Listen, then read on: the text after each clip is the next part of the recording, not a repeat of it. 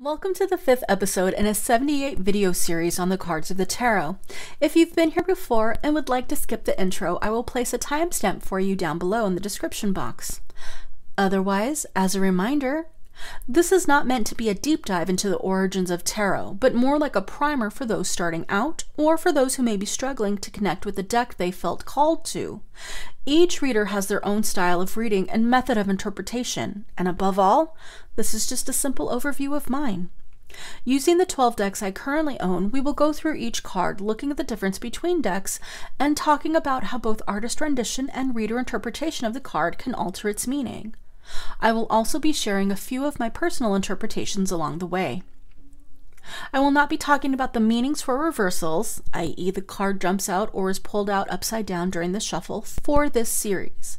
However, I have provided in the description box a link to biddytarot.com, which offers an excellent breakdown of why you should and shouldn't read reversals. Check it out.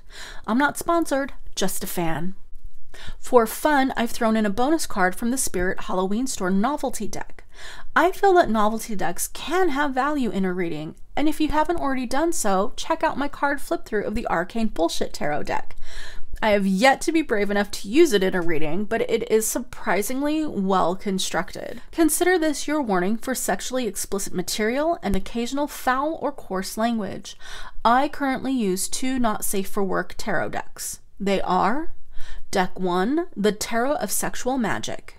I consider that softcore, meaning lingerie and romanticized pictures of sex. Deck 2, Eros Tarot, I consider hardcore. Example, the warning on the box. While this series is intended as a basic overview of tarot, which in and of itself is not sexual in nature, these two decks very much are. If you are uncomfortable with sexually explicit nudity and graphic images of sexual acts, then perhaps this series is not for you. This series is also not geared nor meant for those under 18. These are the decks that I will be featuring in this video. They will also be listed down below in the description box, along with any links if they were purchased from Etsy or Kickstarter. Otherwise, you can be free to assume they were purchased on Amazon, gifted to me, or bought from my local mom and pop witch shop. The description of the cards in this series are based off the imagery of the original Rider-Waite-Smith decks. I consider those decks to be the Rosetta Stone of tarot imagery and widely used today. You may also see a variety of name combinations on many decks. Unfortunately, because this seems to be the go-to artistic blueprint, it can make using themed or obscure decks a bit more difficult. And no, you absolutely do not need to memorize each card for every deck you own. Just know that the more you use your cards, the more fluent in their language you will become. Practice makes perfect. And so here we are, the Emperor. The Golden Art Nouveau booklet states that he is the embodiment of civilization and its dominion over nature. He holds an orb and a scepter in his hands, and both are symbols of his authority to rule. When I look at this card, though, I see an old man who is tired, a grandfather who has led and ruled but feels he cannot step down or step away just yet. The ram's head depicted on his throne makes me think of the word stubborn. And the number 4 also has some stagnation or holding pattern energy to me as well, but typically it represents stability. I feel this Emperor's Tower moment is not too far away, and he knows it. In the Radiant Rider-Waite, the Emperor doesn't appear to be as aged, but he is looking older, almost prematurely so. The heavy weight of leadership is taking its toll. The barren landscape in the background also gives me drought vibes. There is a small river in the back, but compared to the mountains, it is tiny. The provided booklet tells us that this Emperor is about stability, power, aid, conviction, and reason. Depending on how you see him, he could be giving someone the side eye as he recognizes a threat, or he could be paranoid that everybody is out to get him. Compared to the first two, the Everyday Witch Tarot gives us the Horned Man. He is in nature and at peace with it. No fancy thrones for him. He is aged, but not prematurely so, or so old that he looks like he longs for the sweet release of death. Nature behind him is stark, but not barren. He fits into his surroundings. He doesn't make his surroundings fit him. If the Empress was the mother energy, then this Emperor exudes father energy. Not foreboding by any means, but do not doubt that he is in charge. He looks like he would look you dead in the eye and say, "I'm not mad, just disappointed," in this really quiet voice, and then he'd send you out to pull weeds with no gloves so that the blisters serve as a reminder to not waste finite resources or something. The provided book tells us that strength lies not in might, but experience and the wisdom that comes from it. And indeed it does. If you compare this Emperor with the Gilded Tarot Emperor, you get two very different vibes. And I, for one, laugh and laugh. One, because this guy just radiates former frat boy is now a new dad kind of vibe. Like, he's grown a lot since college and is now producing for his family and has a nice house and a good job and probably a Tesla in the garage, but he's planning for that G-Wagon because, of course, he has a life plan. He is wearing a crown of laurel leaves, which is the symbol for triumph and success, because he is successful. The book also tells us that this Emperor is assigned to think with a clear head in upcoming matters. Overall, he's a positive sign that things are progressing excellently and a great sign for business endeavors. But the second thing that makes me laugh is he just looks like he's here for a good time, not a long time. And that's just me when I look at this card. And the two energies, much like in the Empress, we have the father and then we have the daddy. Oh, tarot of sexual magic. This fucking guy. Literally, this Emperor is about virility. At least that's what the booklet tells me.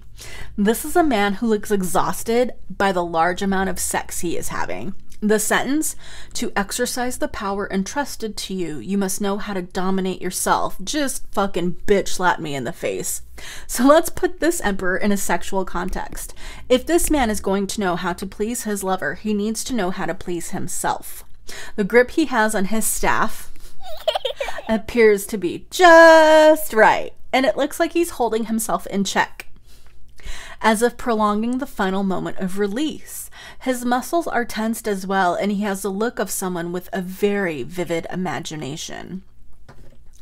The pomegranates on the floor remind me of the phrase "the little death," as they are often associated with death itself, and the phrase "a little death" is just a fancy way of saying orgasm.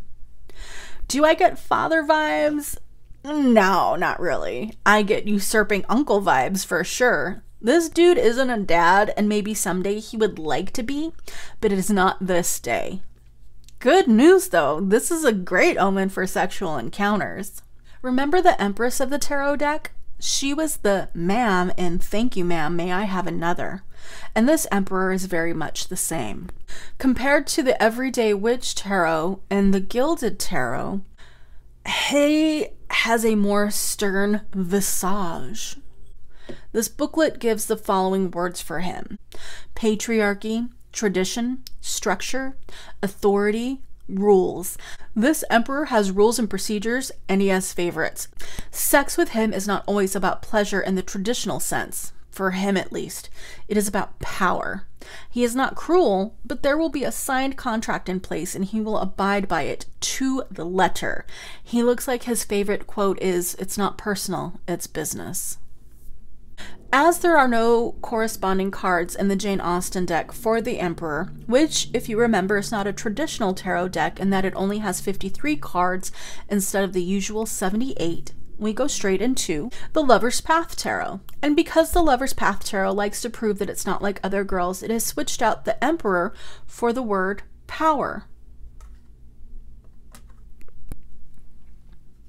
In this rendition, King Arthur is joined by Queen Guinevere, and the keywords given by the booklet are leadership, responsibility, and authority. This card radiates a sort of neutral, distant, fatherly leadership kind of authority. He's not in an elevated daze, and he appears to share his throne with the queen, as in it is one complete seat and not two thrones pushed together. This is a man who knows the value in partnership and who does not think himself too high above his people. He takes his responsibility seriously, if in a distant sort of way. The Crow Emperor takes us back to the barren mountainside.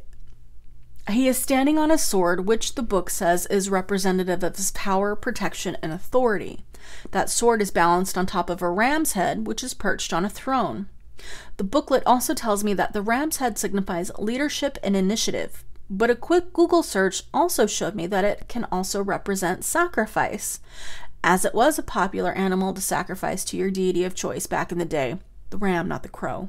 Which makes sense, as those in positions of authority often have to make sacrifices, both personal and professional, in order to succeed.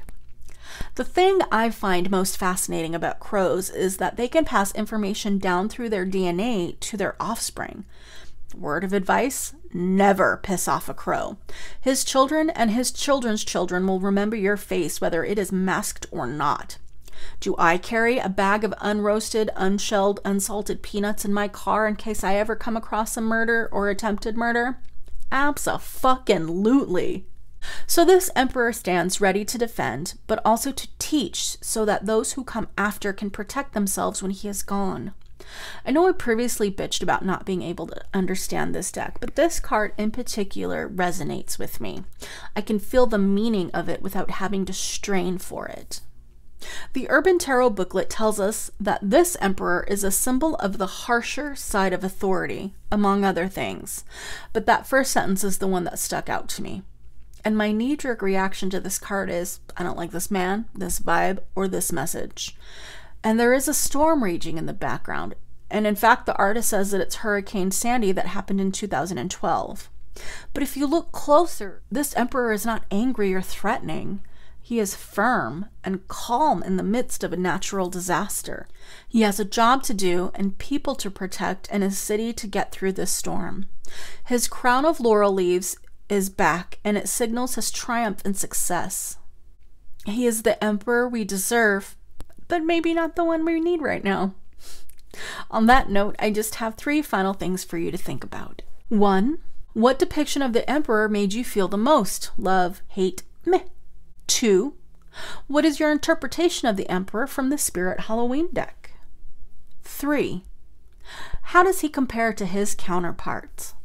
Let me know in the comments, and I hope to see you back again for the next episode. Have a great day. Bye-bye.